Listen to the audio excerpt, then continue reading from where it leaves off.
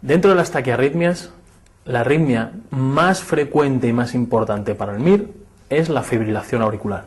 De lo que nos preguntan en la fibrilación auricular es, por un lado, el manejo agudo de la fibrilación auricular y, por otro lado, el manejo de la anticoagulación.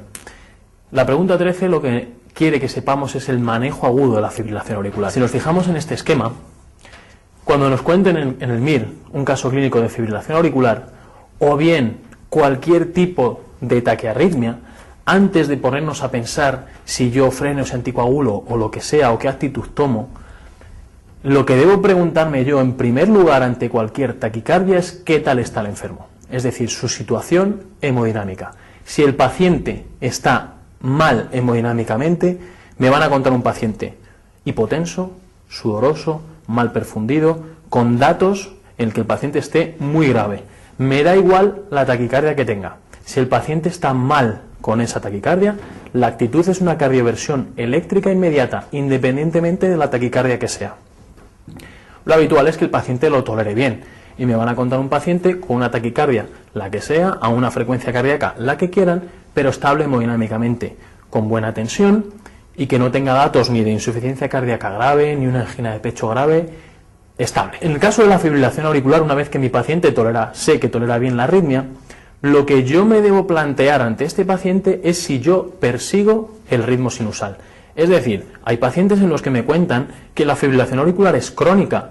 Si es crónica, yo a ese paciente no me planteo restaurar el ritmo sinusal porque la fibrilación auricular es su ritmo de base. Solo consideraremos fibrilación auricular crónica en el MIR cuando nos digan que es crónica. Y me lo van a decir así, paciente con fibrilación auricular crónica. En ese caso, si yo no persigo el ritmo sinusal porque su fibrilación auricular es crónica, yo lo que tengo que hacer es controlar los síntomas. Los síntomas que le produce la fibrilación auricular a este paciente son las palpitaciones, los síntomas desagradables de una frecuencia cardíaca rápida. Y lo que hay que hacer es frenarle la frecuencia cardíaca. ¿Con qué frenaré? Frenaré con los fármacos más útiles, beta bloqueantes o antagonistas del calcio, tipo verapamil o diltiazem. Fijaos que os pongo entre paréntesis la digoxina, porque de todos ellos, la digoxina es la que peor frena. La digoxina, su efecto frenador es vagotónico, es decir, potenciar el efecto del vago para frenar el corazón.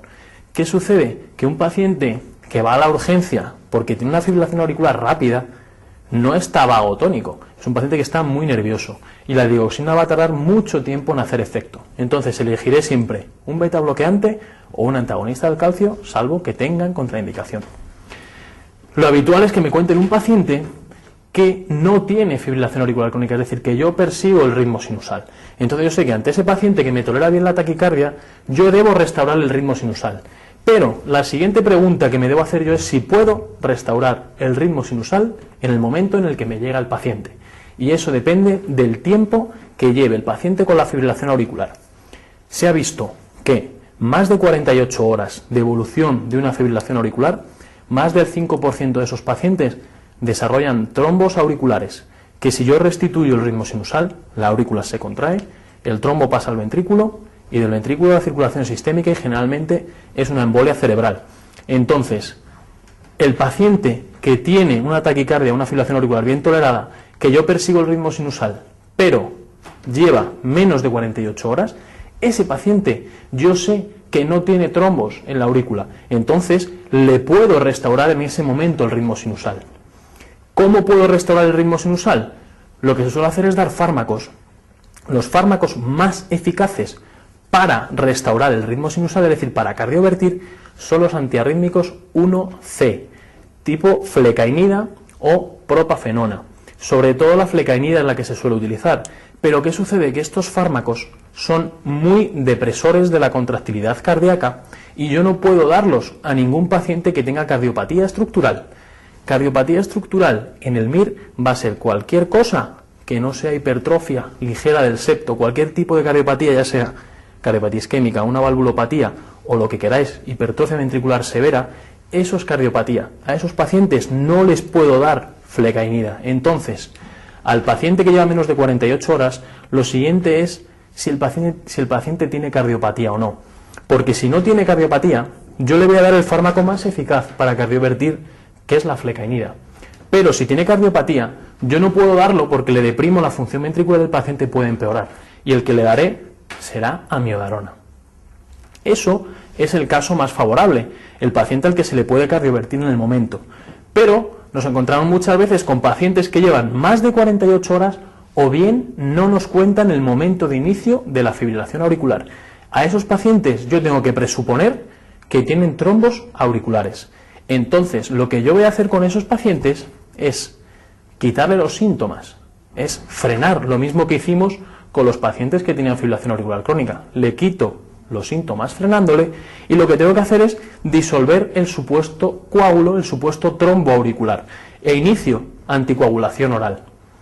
¿Cuánto tiempo debo mantener este tratamiento? Pues el tiempo suficiente para disolver el trombo, y se dice que hay que estar unas 3 o 4 semanas anticoagulado, y lo que se hace es citar al paciente. Acordaos que yo persigo el ritmo sinusal, pero ahora no puedo hacerlo. Disuelvo el trombo y lo cito. Y lo que hago es quitarle la arritmia de la manera más eficaz, que es la cardioversión eléctrica. Pensad que los fármacos, cuanto más tiempo esté el paciente en fibrilación auricular, más difícil será que un fármaco sea eficaz. Y aquí tenemos un paciente que ya lleva varios días y le añado yo prácticamente otro mes de fibrilación auricular. Además, yo lo que quiero es restituir el ritmo inmediatamente. Es decir, yo ahora sé que no tiene coágulos, le quito la taquicardia con una cardioversión, lo hago de manera inmediata. Si yo diera un fármaco, no sé cuándo va a pasar al ritmo sinusal el paciente. Entonces, lo indicado es cardiovertir. Y fijaos, ¿qué sucede? Una vez que yo cardioverto, la aurícula siempre se queda aturdida, es decir, aunque yo tenga actividad eléctrica en ritmo sinusal, la aurícula no se contrae. Entonces, yo debo mantener la anticoagulación todavía, otros 2 a 3 semanas, porque lo que ocurre es que esa aurícula va a tardar en tener fuerza de contracción. Y si yo no anticoagulo, se formarían trombos. Entonces, freno, anticoagulo, cito en 3-4 semanas, cardiovierto eléctricamente y mantengo la anticoagulación un mínimo de 2-3 semanas para que no se hagan trombos auriculares. Otra alternativa en estos pacientes que no se suele hacer es, bien, yo supongo que con 48 horas o más el paciente tiene trombos, pero claro, solo el 5% de esos pacientes los tienen. Entonces, una cosa que se puede hacer es un eco transesofágico. ¿Qué es lo que hago yo con un eco transesofágico? El esófago está por detrás de la aurícula izquierda. Con este eco puedo descartar que haya trombos en la aurícula. Si hay trombos, pues lógicamente me vengo a este sitio. Frenaré, anticoagularé, cardiovierto pasadas 3-4 semanas y el mismo proceso. Pero si yo no tengo trombos, fijaos que yo estoy en una situación en la que a pesar de tener 48 horas o más de fibrilación auricular, no tengo trombos. Entonces le puedo quitar la taquicardia. Y lo que se hace es cardiovertir eléctricamente para que en ese momento le quitemos la arritmia ahora que no hay trombos, y en el mismo caso que el anterior, hay que mantener la anticoagulación otras 2 o 3 semanas para evitar la generación de trombos posteriores. En nuestra pregunta, que nos piden qué hacemos con este paciente que tiene 83 años, que tiene fibrilación auricular porque tiene palpitaciones irregulares, no nos dice que son varios días. Yo debo presuponer que estoy por delante de 48 horas y el paciente tiene una taquicardia bien tolerada, no tiene insuficiencia cardíaca, buena tensión, etcétera, etcétera. ¿Qué es lo más recomendable? Fijaos, dice lo más recomendable de entre las siguientes.